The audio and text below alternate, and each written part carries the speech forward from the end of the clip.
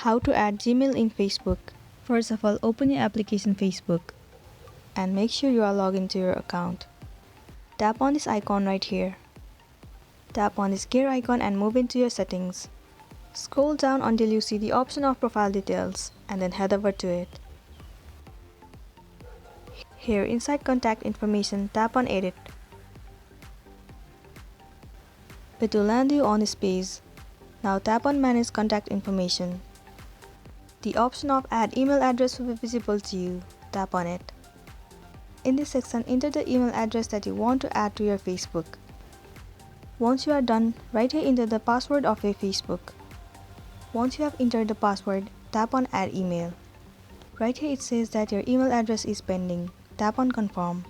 Now you will receive one confirmation code on your email address. You need to copy that code and paste it right here.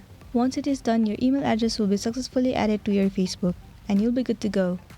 So this was for today, and this was a tutorial video on how to add Gmail to your Facebook. I really hope this video is gonna help you out. Thank you for watching it till the end.